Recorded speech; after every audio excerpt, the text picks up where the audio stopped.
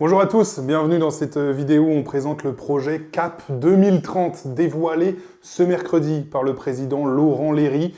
Il a été dévoilé à la presse, il a ensuite été dévoilé aux sponsors, aux actionnaires, aux joueurs les plus grands comme les plus petits, les joueurs, les U19, les N3, tout le monde était là pour découvrir un petit peu ce projet qui doit guider le Stade Lavallois sur les 5 prochaines années. C'est un projet de 5 ans qui va poursuivre un petit peu le projet de Laurent Léry qui s'est achevé, CAP 2025, puisque Laurent Léry en est déjà quasiment à sa 5e année. Dans 6 mois, ça fera 5 ans de mandat pour lui. Je vous propose dans un premier temps qu'on revienne un petit peu sur ce CAP 2025 et notamment ce qui a été fait. Est-ce que ça a été bien fait, pas fait? Est-ce que les objectifs ont été atteints ou non? Et puis dans un deuxième temps, on dévoilera ce fameux CAP 2030 avec beaucoup d'informations. On parlera du sportif, avec le recrutement et les ambitions pour l'équipe et notamment les objectifs à atteindre. On parlera des jeunes et du centre de formation qui sont au cœur du projet vraiment et au cœur du territoire aujourd'hui. On parlera également des féminines et puis le projet est guidé surtout CAP 2030 par le projet de rénovation de Francis Lebassère et la construction d'un tout nouveau bâtiment au centre d'entraînement. D'abord, ce projet CAP 2025. Alors, le sportif, le but, c'était d'être compétitif. On peut dire que le projet a été atteint puisque sous ce mandat qui avait été dévoilé, CAP 2025, ça avait été dévoilé un petit peu plus tard que 2020 sur ces 5 ans. Donc, ça avait été dévoilé le 6 mars 2023. Le projet sportif, c'était d'être compétitif. Il a été totalement atteint puisque le Stade Lavallois a passé plusieurs journées en tête de la Ligue 1, de la Ligue 2, pardon, a aussi eu une saison où il a joué les playoffs, la saison dernière, où il a joué du moins l'accession aux playoffs jusqu'à 2-3 journées de la fin. Les féminines, en revanche, c'est un petit peu le point noir. Elles sont aujourd'hui en R2. Le projet met beaucoup de temps à se lancer. Le président l'a expliqué, hein, c'est l'avantage, il y a beaucoup de transparence dans ce club, les moyens n'ont pas pu être mis et les féminines sont toujours gérées par l'assaut. La rénovation de Lebassère aussi, c'était l'un des objectifs. Les travaux devaient débuter en 2025, cette année donc. Évidemment, ils ne débuteront pas cette année, ils devaient être définitivement arrêtés en 2029, ça ne marchera pas. Les travaux aux Gandonnières aussi devaient débuter. Les travaux devaient débuter fin 2024 pour la pose de la première pierre et se terminer en 1 an quasiment. En revanche, ce qui a été bien fait, c'est ce nouveau terrain à enracinement profond aux Gandonnières, avec donc une réussite. Le besoin en eau a été divisé par 4 grâce notamment à ce bassin de rétention. Donc voilà, ce qui a été bien fait a été bien fait. Et ce qui a été moins bien fait, c'est notamment, et de toute façon, comme l'est souvent dans le football, l'argent est le nerf de la guerre. Et évidemment, ça n'a pas pu être totalement ajusté, notamment pour commencer la rénovation de Lebassère ou bien ce nouveau bâtiment aux Gandonnières, je me répète, mais il faut de l'argent pour faire ces choses-là et on dévoilera un petit peu où est-ce que ça en est, justement, dans cette deuxième partie. Et donc, pendant 1 heure et demie quasiment, allez, une bonne heure, le président a dévoilé cet objectif. Le but, c'est d'avoir un projet sur 5 ans pour ne pas être sur du moyen terme. Il le fait dans ses contrats avec du 2-3 ans, il le fait aussi sur l'année. Le but, évidemment, c'est de voir à plus long terme pour réussir. Comme dans toutes les entreprises, vous savez que le président Laurent Léry est avant tout un chef d'entreprise aguerri et donc il essaye de fonctionner un petit peu de la même manière avec ses réussites et aussi, on l'a vu juste avant, à des moments où ça marche moins bien évidemment puisque le foot est un sport un petit peu volatile, surtout en ce moment où tout est guidé par l'argent, que ce soit au Stade Lavallois ou bien sur les autres terrains de Ligue 2 et de Ligue 1. On va commencer par le sportif de ce projet 2030 avec le but, c'est d'avoir un recrutement en phase avec les valeurs pour le Stade Lavallois. On ne va pas passer beaucoup de temps là-dessus. C'est de faire ce qui est déjà fait aujourd'hui. Le savoir-être validé par le président. Vous savez, toujours ce trio, Ousmane Dabo, Olivier Frappoli, Laurent Léry qui doit valider le savoir-être, le savoir-vivre ensemble et puis évidemment les qualités du joueur. Vraiment, le recrutement, ça ne changera pas. J'ai beaucoup de fiches parce qu'il y a eu beaucoup de choses de dites évidemment sur tout ça. Tout mettre en œuvre pour accéder à l'élite du football français. Et quand le président parle d'élite, il parle bien de Ligue 1. Je cite, et je vais retrouver la citation dans mes notes, « On veut retrouver la Ligue 1 d'ici 2030 ». La citation est claire. Alors, c'est ambitieux, c'est « on veut retrouver », c'est pas « on va retrouver », c'est « on va tout mettre en œuvre pour le faire ». L'ambition est claire. À titre personnel, je trouve ça plutôt logique, puisqu'un président ne va pas dire on veut rester en Ligue 2, tu es obligé de vouloir grandir sur les 5 prochaines années. Donc évidemment, n'importe quel président de Ligue 2, je pense, qui aujourd'hui présente un projet sur 5 ans, dirait cela.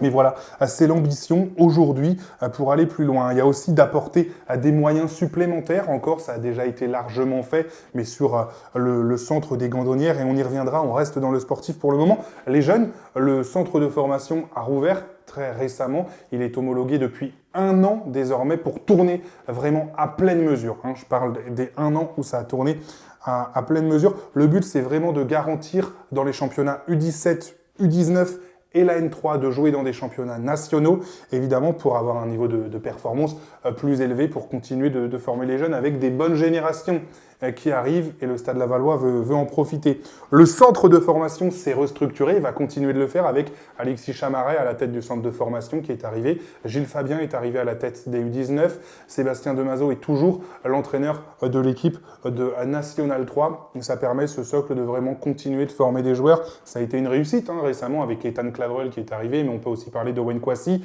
qui a joué en équipe première puis été revendu à une valeur importante puisqu'il n'avait rien coûté au Stade Lavallois. Des jeunes arrivent aussi comme Aristide Mateta, William Benard est arrivé, Noah Mupemba a bénéficié un petit peu de ces infrastructures aussi. Donc voilà, Enzo Montet, le but c'est d'intégrer les jeunes peu à peu. Les féminines, encore au cœur du projet. Ce projet progresse saison après saison, dit le président. C'est vrai qu'il a un petit peu ralenti, faut pas se mentir, ils ne sont pas du tout là où ils voulaient être, les dirigeants. Les infrastructures ne sont aujourd'hui pas tellement au niveau, et puis elles dépendent toujours de l'association et pas de la SASP qui s'occupe vraiment de la professionnalisation, si on peut dire. Donc vraiment, il y a un gros projet qui est fait à travers les féminines pour les faire évoluer encore. Et dans le futur, l'espérance de les faire évoluer dans la SASP, ça doit permettre vraiment de professionnaliser. Elles vont notamment, et ça permet d'amener un petit peu ce projet de rénovation et de construction au centre d'entraînement des Gandonnières. Les féminines vont bientôt pouvoir habiter, se changer, habiter, prenez le terme que vous voulez, dans le bâtiment où sont actuellement les professionnels que vous connaissez près des terrains. Bientôt, ce vestiaire, cette salle de sport, sera dédiée entièrement aux équipes féminines, avec des bureaux au-dessus pour le staff, pour les réunions. Le réfectoire va être réaménagé. Vraiment, le but, c'est d'avoir ce bâtiment simplement pour les féminines et donc leur donner un outil vraiment adéquat pour aussi avoir des choses plus grandes, avoir une progression dans les infrastructures qui est logique quand on veut faire rentrer plus de monde, plus d'argent, plus de niveau aussi. Les féminines arriveront dans ce bâtiment lorsqu'un autre sera construit, un tout nouveau bâtiment qui sera fait sur un rez-de-chaussée et un étage pour les joueurs professionnels de Ligue 2, peut-être de Ligue 1, on l'espère. Ce bâtiment coûtera environ 2,5 millions d'euros avec des investisseurs privés, dont Laurent Léry. Il ne sera construit que si Laurent Léry et les dirigeants du Stade Lavallois ont un cap clair sur le revenu des droits télé, le cap clair aussi du projet de la Ligue. C'est dans les 4 à 5 ans. C'est-à-dire, pour vous donner un ordre d'idée, qu'on appuiera sur le bouton « Lancer les travaux » que lorsqu'il y aura quelque chose de bien défini à la LFP. Peu importe que le Stade Lavallois gagne 800 000 euros de droits télé ou, je dis des bêtises, 5 millions par an, le projet sera lancé. Le but, c'est vraiment d'avoir une projection claire sur ce qui va être fait. C'est pas d'attendre qu'il y ait beaucoup plus d'argent à revenir. C'est d'avoir un cap clair, comme dirait l'autre, et de savoir où on peut aller. Donc ça, c'est le but. Ce bâtiment, il sera donc sur un rez-de-chaussée et un étage. Comme je le disais, il fera 900 mètres carrés au total. Et dedans, il sera composé d'une surface donc 4 fois plus grande, avec des vestiaires tout nouveaux dans une toute nouvelle mouture, une nouvelle salle de presse par exemple, ça ne sera pas du luxe, un bâtiment basse consommation aussi, une estrade tout simplement pour filmer sur les terrains, ce bâtiment qui sera entre le terrain synthétique et le nouveau terrain d'entraînement qui a été fait. Donc une estrade pour pouvoir filmer les entraînements, notamment pour tout ce qui est vidéo. Et il y aura surtout une toute nouvelle salle, entre guillemets, de sport, d'athlétisation, beaucoup plus grande, avec des panneaux au mur pour tout ce qui est vitesse pour les gardiens, pour tout ce qui est écran, beaucoup mieux outillé, la salle de kiné sera plus grande, enfin, des prises qui vont changer, enfin, tout va changer vraiment pour être au top de ce qui peut être fait aujourd'hui et encore une fois accélérer un petit peu dans le projet et notamment ce qui peut être fait. Donc voilà, tout cela, ce bâtiment appartiendra au Stade Lavallois puisqu'un bail amphithéotique va être signé au 1er janvier 2026 sur un bail amphithéotique donc de 60 ans. Et ça va être signé pour que des investisseurs privés, dont Laurent Léry, puissent investir dans ce bâtiment. Les investisseurs privés, personne n'a dévoilé les noms, mais ce sera les mêmes personnes qui englobent un petit peu et qui sont les actionnaires, je n'aime pas le terme, mais les plus puissants, entre guillemets, ceux qui ont les parts les plus majoritaires. Donc Lactalis, Séché, Cepal, enfin voilà, VNB, vous les connaissez évidemment. L'autre grand chantier, c'est la rénovation de Lebassère. Je sais que beaucoup attendent ce sujet. Ça avance plutôt vite selon les dires du président. Et toujours, je cite Laurent Léry, il faut encore trouver quelques euros. Bon, c'est un petit peu plus que quelques euros, mais ça va être fait le 6 novembre. Le 6 novembre sera décidé qui va pouvoir faire ce projet. Et donc, le cabinet choisi. Il en reste 3 en lice. Il y en aura un seul de choisi. Celui qui est choisi ensuite va lancer son appel d'offres, va déterminer les surfaces. Ça devrait durer environ 6 mois, tout ça. Les élections bloquent un petit peu. Les élections municipales, c'est difficile parce que voilà, tout est fait avec la mairie. Donc, ça retarde un petit peu tout ça. Une fois que tout cela est lancé, il faut environ 6 mois pour faire ensuite l'appel d'offres pour les entreprises, etc. Avec une pause de la première pierre prévue en 2027. C'est ce qui est prévu. 2027, avec un petit peu de chance, le bâtiment Godonnière sera terminé. Le projet est ficelé, tout est fait. J'y reviens un peu là-dessus, mais j'y repense. Le projet est ficelé, tout est fait. Il n'y a vraiment qu'à appuyer sur le bouton. Les entreprises sont choisies, le permis de construire est délivré. Enfin voilà, tout est fait. Donc, avec un peu de chance, les deux projets vont se chevaucher et s'étaler. Le président, ça a fait un petit peu débat, notamment dans la presse, sur les deux cabinets qui ne vont pas être choisis, qui vont toucher un peu plus de 200 000 euros. Le président trouve ça élevé, lui n'a pas voté pour ça. C'est le prix à payer parce qu'il y a eu tout un travail en amont de ces cabinets pour justement esquisser les projets et produire. Voilà, on vous montre ça, c'est ce qu'on veut faire. Voilà, tout cela a eu un coût peut-être trop élevé, mais voilà ce qui a été fait. Les 3 cabinets choisis sont français et vraiment, il y a vraiment trois cabinets qui bossent différemment. C'est pas 3 un petit peu la même chose. Vraiment, il y a des sensibilités différentes qui ont bossé sur des projets différents. Au départ, le Stade Lavallois a reçu des dizaines de cabinets qui étaient prêts à bosser, de ceux qu'ont fait le Stade Santiago Bernabéu à ceux qui n'ont jamais rien fait. Donc voilà, il y en a eu 3 de choisis, il y en aura un à la fin. Le projet. Et donc cette première pierre, si elle est posée en 2027, le but, c'est de mettre d'abord tous les moyens pour rénover une tribune Est et Ouest, donc derrière les buts, puis ensuite s'attaquer à la Crédit Mutuel, qui resterait en tubulaire, mais qui serait refaite.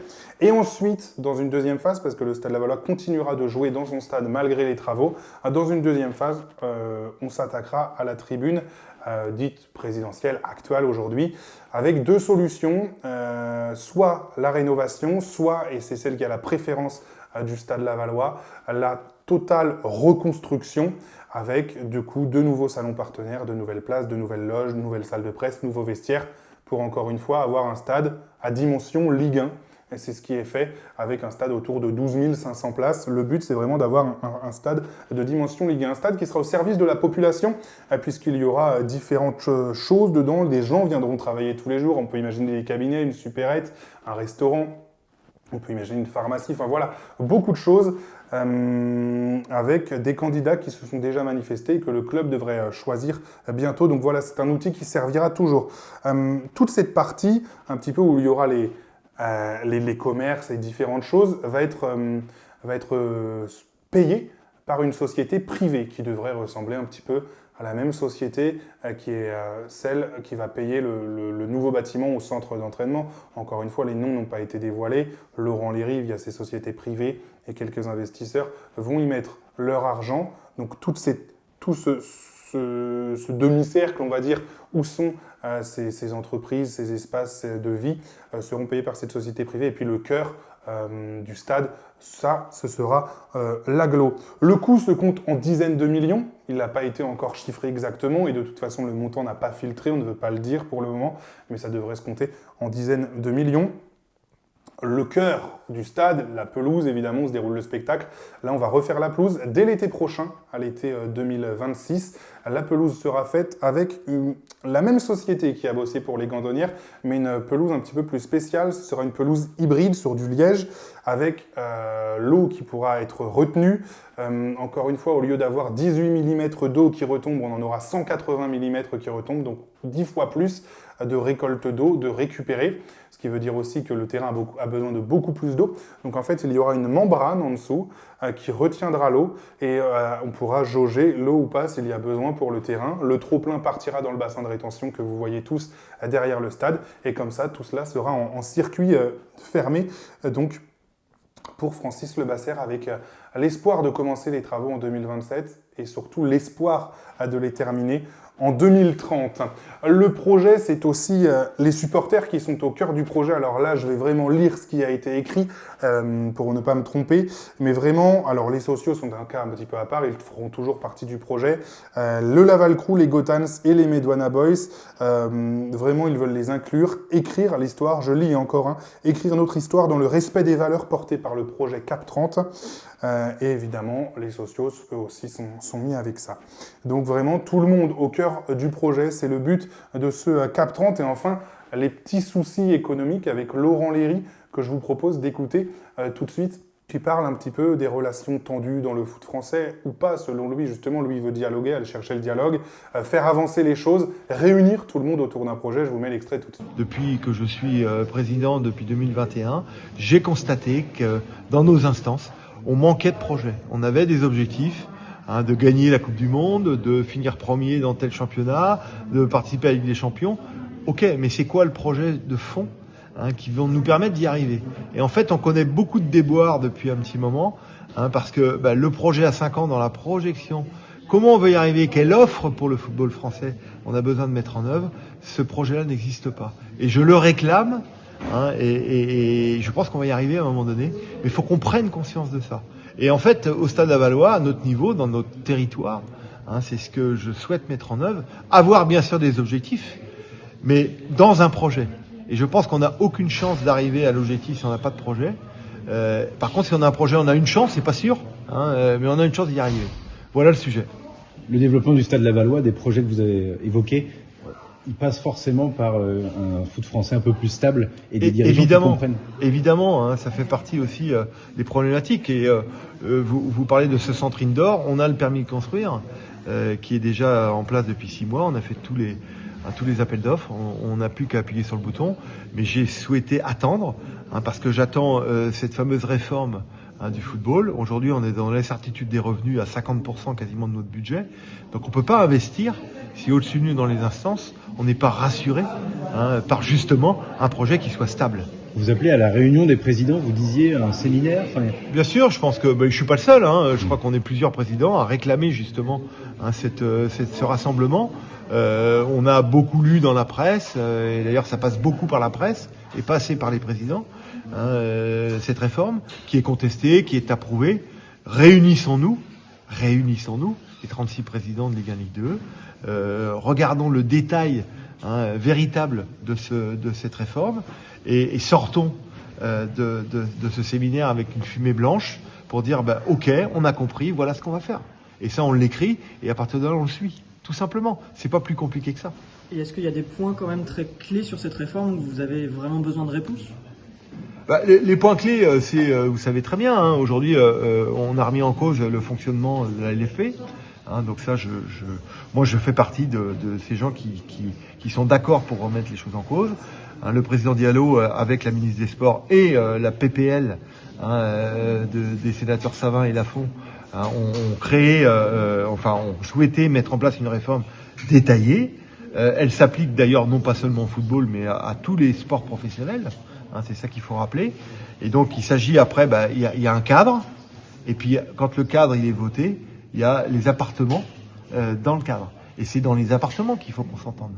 Une société de club avec 2 collèges, un collège, la répartition des revenus. Est-ce qu'on est sur la réforme de la PPL parle de 1 à 3, ce qui est une bonne nouvelle, alors qu'aujourd'hui dans le foot on est de 1 à 10.